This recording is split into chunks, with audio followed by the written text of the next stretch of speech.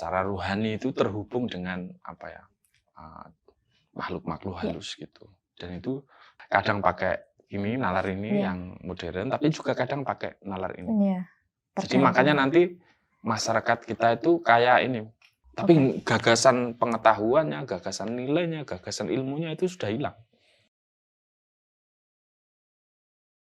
Gini, satu mungkin titik ininya ya, kita itu sebenarnya dulu yang keilmuannya lama lah kira-kira yang itu memang ada tradisi ilmu yang memang kita bisa kok secara rohani itu terhubung dengan apa ya, makhluk-makhluk halus gitu. Dan itu dari dulu ya diturunkan juga di agama juga seperti itu juga bisa. Artinya mungkin entah ini berkaitan atau tidak antara apakah ini luapan protes masyarakat dengan menggunakan fenomena itu gitu bisa saja. Tapi yang jelas begini, ada praktek yang salah dalam berhubungan dengan apa? Jagat tidak katon tadi. Ya tadi itu ada praktek yang salah. Kemudian dua terkait juga semakin kita apa ya, semakin tidak mengenal ilmu warisan leluhur kira-kira gitu ya. Terus kemudian yang ketiga sebenarnya ini fenomena jamak seiring perkembangan seluruh struktur pengetahuan kita yang sudah berganti ke dunia pandangan dunia modern. Ini nanti tidak hanya di level apa ya hewan-hewan atau di level makhluk halus, tapi juga terkait alam begitu ya. Juga termasuk nanti terkait seluruh praktek kehidupan kita sebenarnya. Misalnya saya contohkan begini, Indonesia ini Mbak ya, masyarakat Indonesia ini kan masyarakat dikenal masih sangat religius gitu ya. Dan itu fakta yang sampai hari ini nggak hilang-hilang, kita nggak hilang-hilang dan tapi seluruh peranata sosial kita itu seluruhnya sudah modern, Mbak. Misalnya dari negara, bank, desa, terus kantor, perusahaan, seluruhnya lah. Mereka menggunakan rasionalitas modern, begitu, rasionalitas yang bisa terukur gitu ya. Tapi di sisi lain, pandangan kita, cara melihat dunia kita, itu juga masih secara mendasar, masih memakai struktur pandangan dunia tradisional. Gitu. Jadi kita itu jadi bangsa yang apa ya? Bingungi. Di tengah-tengah gitu loh Mbak. Jadi kadang pakai ini nalar ini yang modern, tapi juga kadang pakai nalar ini. Jadi makanya nanti masyarakat kita itu kayak ini apa ya? Nanti kalau boleh penelitian di sini bisa heran-heran itu. Jadi misalnya ada banjir gitu, nanti gitaran di atas genteng gitu misalnya. Saya pernah lihat misalnya di sini, di sini tuh ada pernah banjir, Mbak. Saya keluar malam-malam itu pas banjir, pas hujan-hujan. Keluar naik mobil itu. Sawah itu kan kerendam banjir itu. Malah dipancing, Mbak. Malah dipancing hujan-hujan itu pakai jas itu berderet ini. Ya Allah, ini masyarakat apa ini? Masyarakat apa? Tapi mungkin sekaligus apa ya, dari masyarakat inilah karena dia masih hidup di dua pandangan dunia gitulah kira-kira. Itu masyarakat yang paling kreatif untuk apa? Meredam seluruh penderitaan yang ada di dalam kehidupannya gitu. Paling santai, paling jadi gini, misalnya saya contohkan gini ya. Misalnya kalau di Perancis itu dinaikkan pajaknya sedikit gitu misalnya gitu. Itu semua masyarakat turun jalan, Mbak. Revolusi gitu, kira-kira gitu. Di sini DPR-nya korupsi, ini MK-nya korupsi, ini nyantai aja. Kono badoken. Nggak ada yang turun jalan. Waduh, ini masyarakat apa ini aku. Jadi kayak ya itu sekaligus PR tapi sekaligus apa ya, paradok gitu. Ironi yang sampai hari ini di level kebudayaan kita belum pernah bisa menyelesaikannya. Nanggung. Mau mengejar barat kejauhan, mau menggali ke belakang, juga ini sudah banyak yang lupa gitu. Jadi antara diambang gitu. Waduh, ini gimana? Memang harus ada usaha untuk tadi mengenali. Bukan untuk ya Mbak ya, bukan untuk mengais-ngais masa lalu kemudian melap-lapnya ya. Tapi bahwa kita ini sampai hari ini misalnya masih mewarisi itu dan kebutuhan kita dengan cara mengilmui kembali tradisi, mengilmui lagi ini untuk kebutuhan dinamisasi kita atas kehidupan kita selanjutnya begitu, didialogkan lagi dengan masyarakat kita yang sudah terhubung secara global ini begitu. Nah, dalam kasus yang di Komodo maupun yang di Temanggung itu bisa jadi berhubungan, tapi ini sebenarnya nggak terlalu terkait. Tapi yang jelas begini, ada yang salah dalam cara kita dengan keilmuan yang baru. Itu ternyata kita tidak tuntas. Justru malah relasi kita terhadap alam misalnya menjadi eksploitatif, relasi kita dengan orang lain semakin pragmatis, kegunaan, kemudian kalau dalam konteks politik mungkin Mbak ya, jadi hanya transaksional transaksional dan ini nanti jadi konstituen saya, ini jadi pemilih saya begitu-gitu. Jadi misalnya ini kebetulan banyak kan politik kan. Gini, dalam definisi politik kita itu, politik yang rasional itu didasarkan pada aspek apa yang ditawarkan gitu ya. Itu kemudian kita menyambut tawaran itu. Misalnya politisi jualan apa misalnya. Ini program saya kayak gitu kan. Kemudian saya beli kan gitu. Betul. Itu kan sebenarnya transaksi. Yang disebut rasional itu kan transaksional sebenarnya. Kalau ada orang yang memilih misalnya gini, saya contohkan misalnya orang memilih Gus Dur, partainya apa? Pokoknya saya nyoblos Gus Dur. Dianggap tidak rasional. Mau Gus Dur punya visi misi atau enggak urusan gitu loh. Saya mengaguminya dan saya menyoblosnya gitu. Nah, hampir semua partai politik kita sekarang, bahkan partai-partai kita juga, itu belum ada yang. Jadi politik kita nggak pernah rasional memang. Politik kita nggak pernah rasional dan ini perkaranya jangan-jangan tadi soal kita terus diambang tadi di tengah-tengah tadi.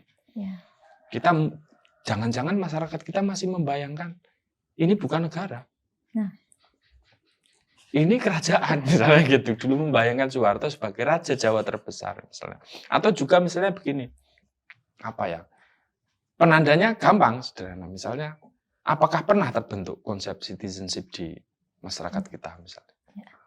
Jangan-jangan kesadarannya bukan kesadaran warga, tapi kesadaran kawulo misalnya gitu ya.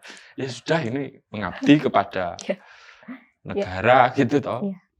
Mengabdi kepada negara, ya ini dawuhnya pemerintah ya kita sebaiknya ikut gitu-gitu. Nah, ini banyak sekali sebenarnya Mbak PR bagi kita itu.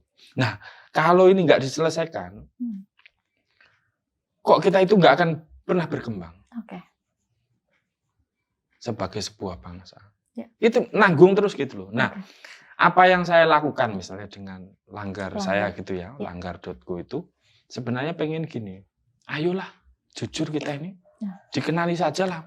Sebenarnya bangsa Indonesia itu siapa sih? Saya membayanginnya gitu loh Mbak. Bangsa kita itu siapa sih? Terus diakui secara jujur. Kita misalnya kemudian dari situ setelah diakui bahwa kita ini kita itu bangsa kayak gini. Terus kemudian dari potensi-potensi warisan-warisan kita itu kemudian kita dialogkan dengan perkembangan hari ini sampai kepada titik temunya. Karena kalau nggak gitu nanti tadi misalnya begini, kita memandang dari perspektif sains. Nah, perspektif sains ini kan biasanya memandu seluruh kebijakan politik kita kan, karena sudah diatur secara modern gitu. Memandu, dipandu dengan kalau nggak dipandu itu nanti digugat masyarakat karena ini tidak akuntabel, tidak macam-macam lah. Tidak akuntabel. Sehingga padahal mereka tahu gitu. Masyarakatnya ini pandangannya masih gini, ini kebijakan politiknya gini. Akhirnya tahu. Kalau dilanggar ya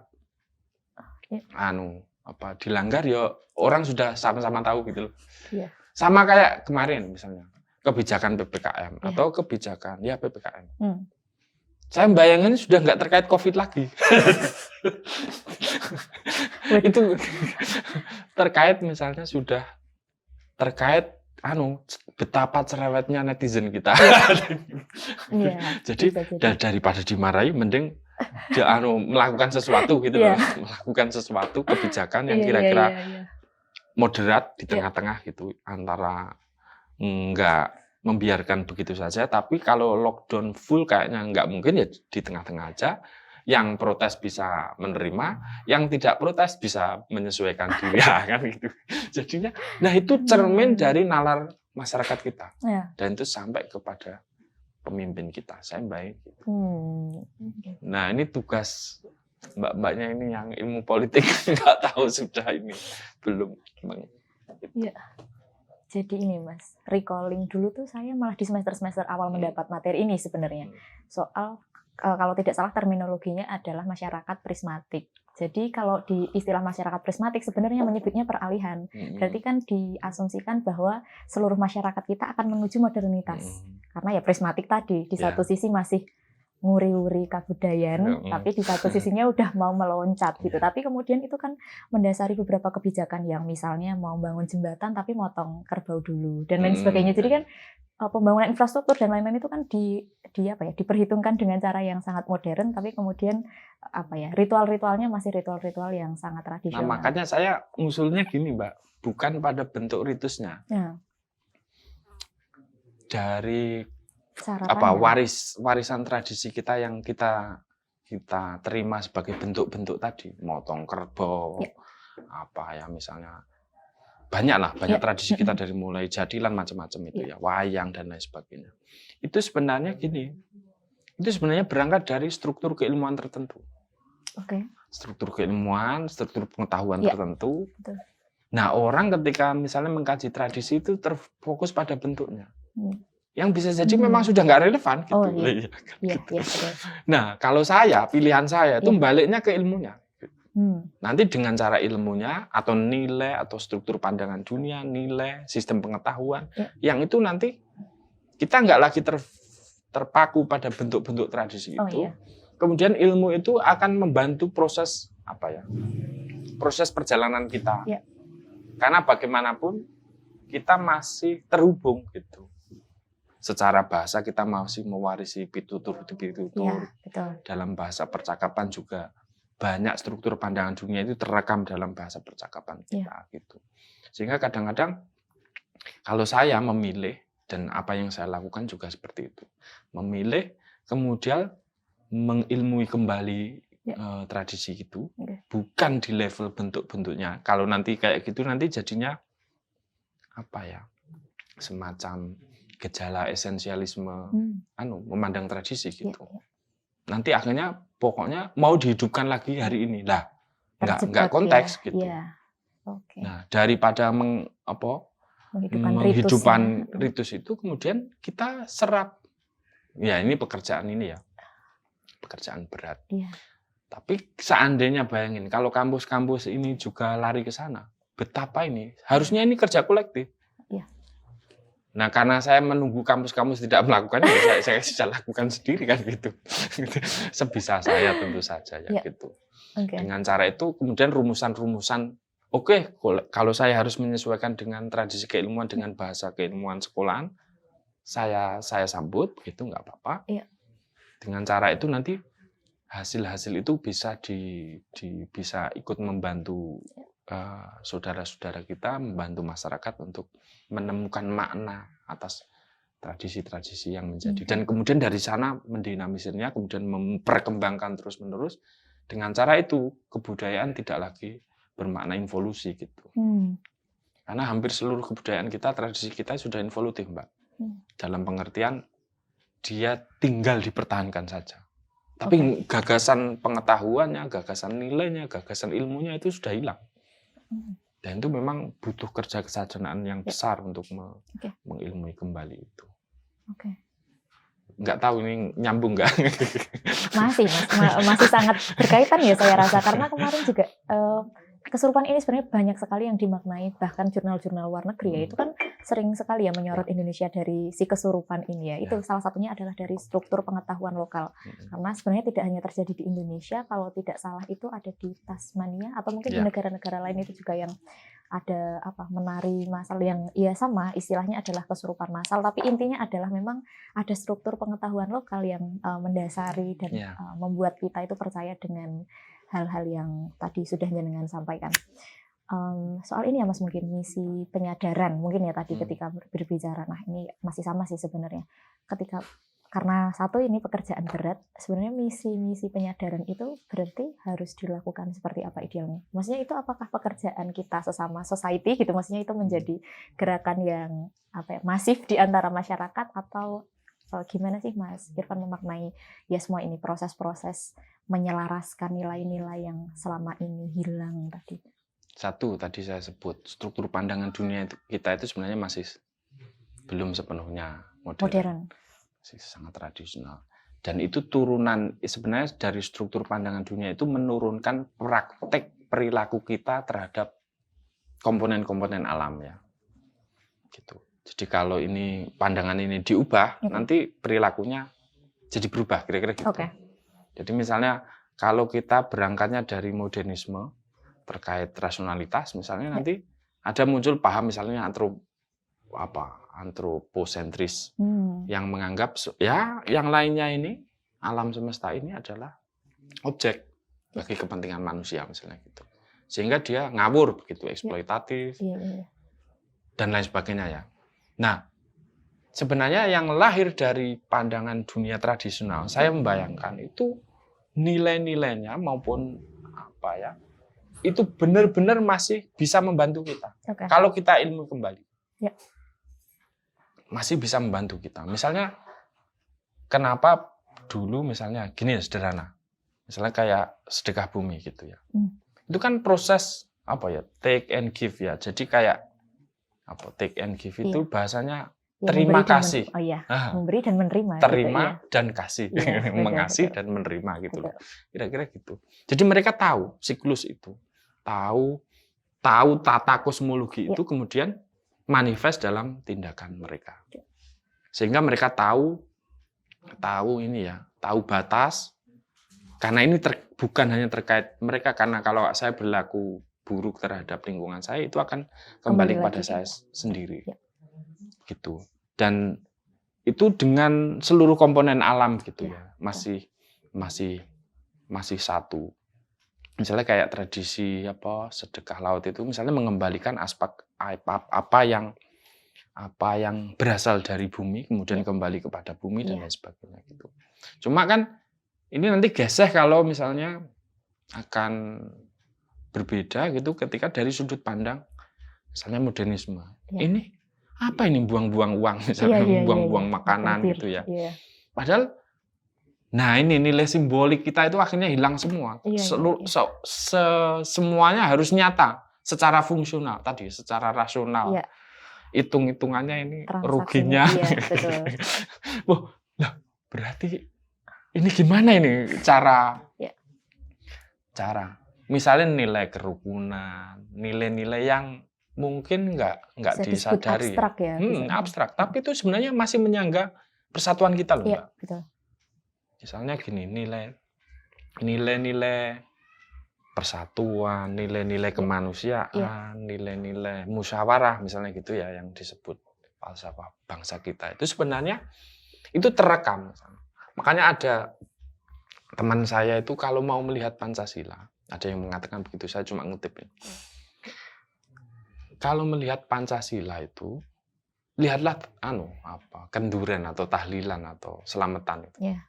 Di sana berdoa bareng, misalnya ada nilai ketuhanannya, ada nilai kemanusiaannya, ada nilai kerahyatannya, ada musyawarahnya. Habis itu juga ada keadilannya, semua orang pulang dapat berkat bareng-bareng gitu. Jadi ya sesederhana itu sebenarnya. Orang masih guyup, orang masih bersatu. Kalau ada perbedaan ya dirembuk gitu.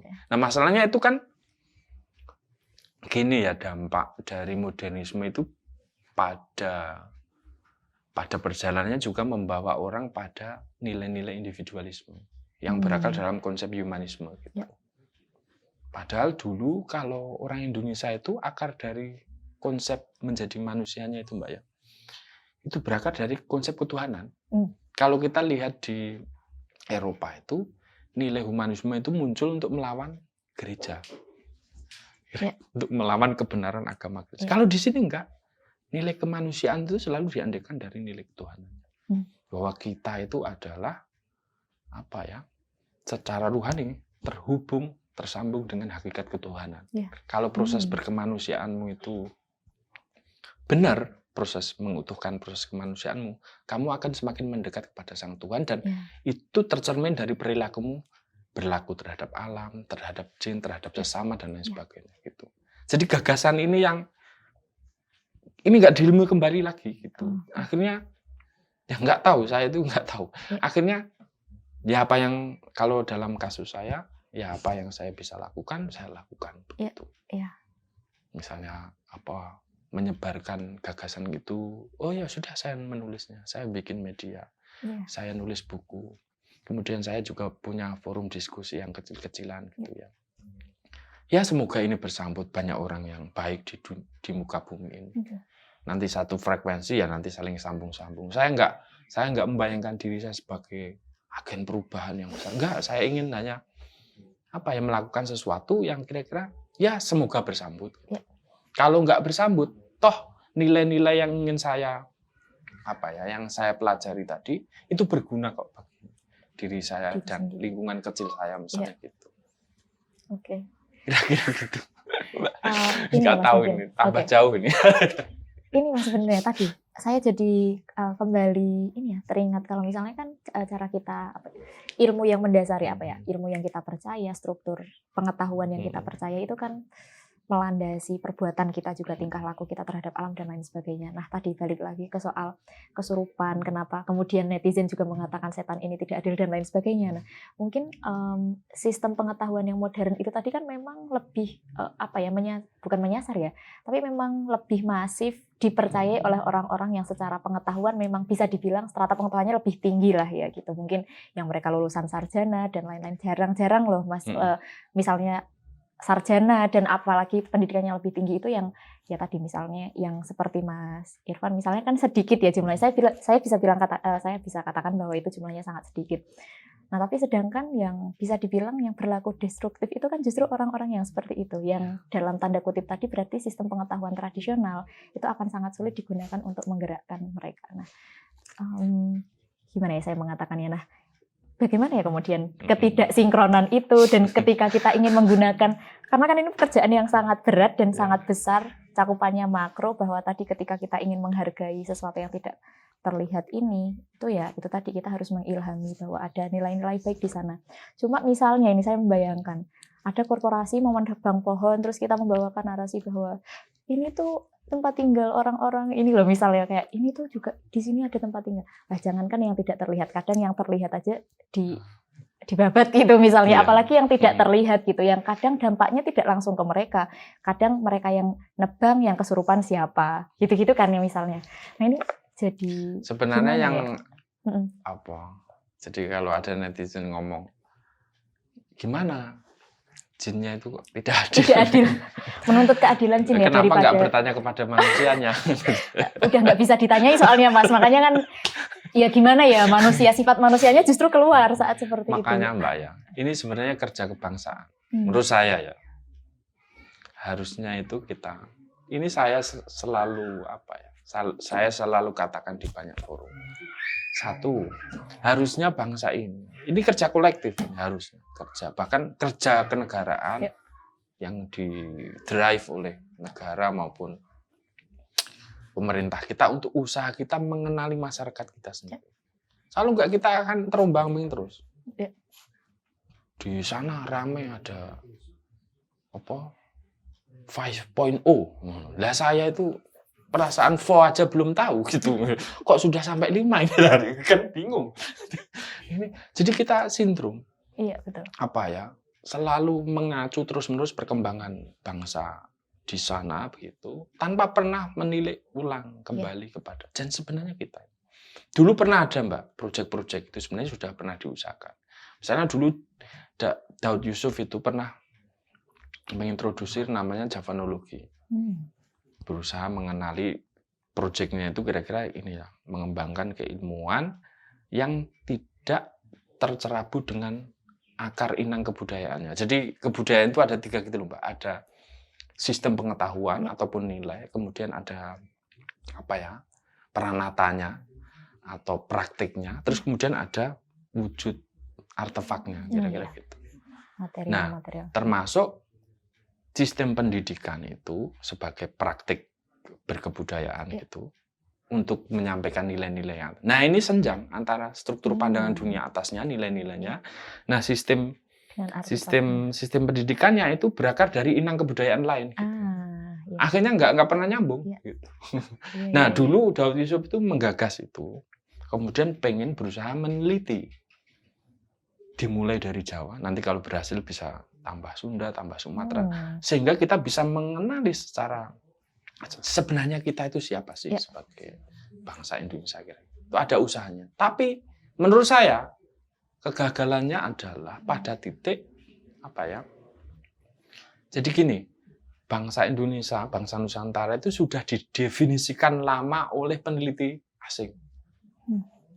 Dulu Belanda misalnya datang ke Indonesia meneliti kita, mendefinisikan, sampai hari ini kita belum bisa melampaui narasi mereka. Jadi kita itu malah percaya sama dengan narasi asing tentang bangsa kita sendiri. Tentang kita sendiri. Jadi saya mau meneliti diri saya itu, ketika mau meneliti diri saya tanya kepada orang asing siapa saya gitu loh.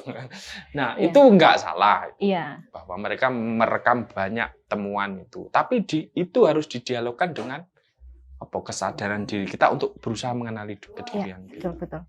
Dengan cara itu nanti kalau itu kerja kolektif itu berhasil, insya Allah nanti kita bisa mensinkronkan tadi, mensinkronkan struktur pandangan dunia kita.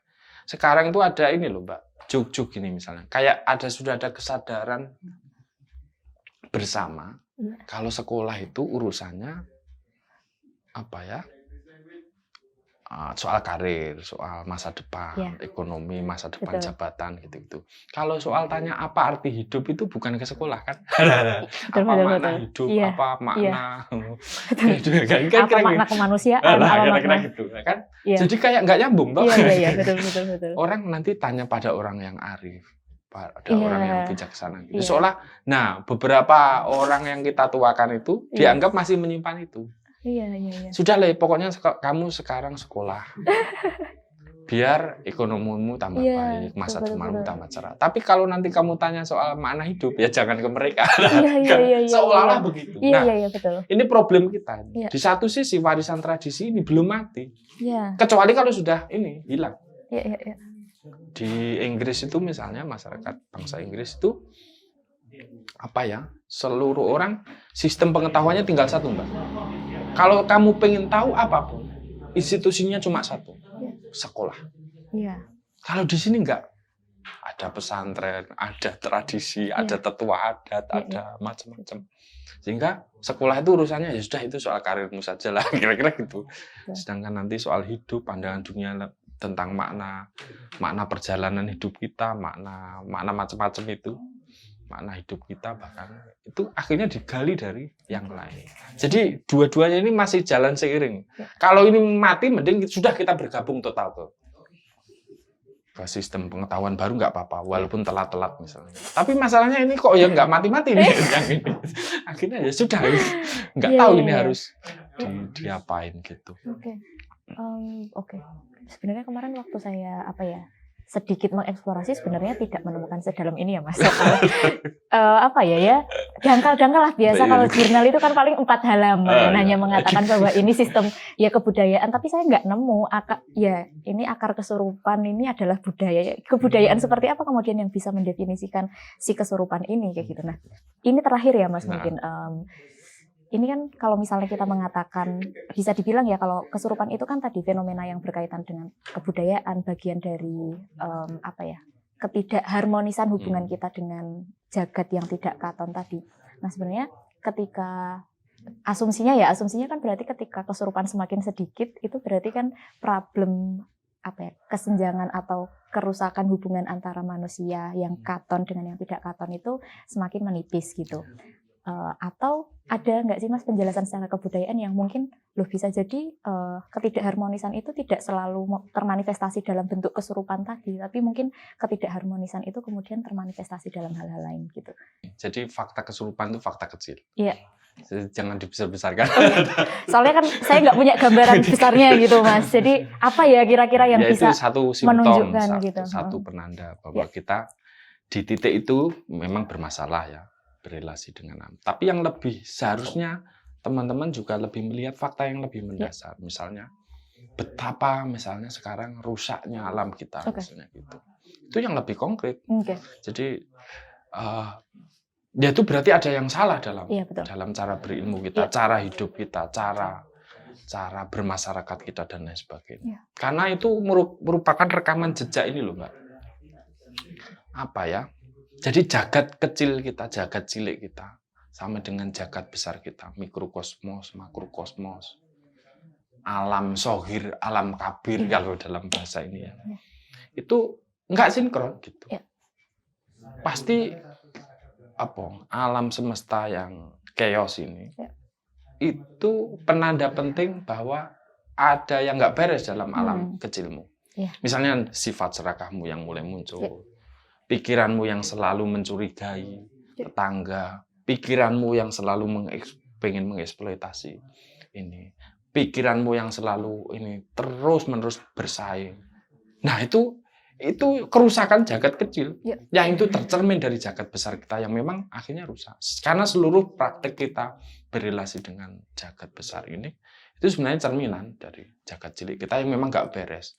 Nah, menurut saya ini ya, mungkin juga terakhir ya, kira-kira di ilmunya orang dulu yang selama ini saya tekuni ya, misalnya ketika saya membaca keilmuan lama itu bukan pada bentuk-bentuk ritus, bentuk-bentuk tradisi gitu. Tapi sebenarnya keilmuan kita itu satu Mbak, ilmu tentang, kalau di tradisi Jawa, ilmu tentang mulat sariro atau ilmu tentang mawas diri.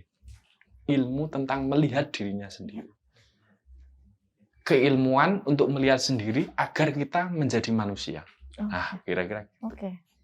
Nah, kok saya kepikiran jadi, jangan-jangan ini titik penting kita kalau bangsa ini mau maju gitu ya. Jangan-jangan ilmunya harus itu dulu. Itu yang diajarkan para leluhur kita. Ilmu melihat diri sendiri, dan itu kaya sekali bangsa kita ini. Ilmu untuk mengenali diri yang itu berbeda dengan psikologi, ingat ya. Ini benar-benar berbeda dan itu bisa membantu kita mengenali kedirian kita. Dengan cara itu nanti kita bisa mandiri. Mandiri itu dari kata apa Mbak? Mandiri itu dari kata mendiri. Mendiri itu apa ya? Diri kita tegak gitu.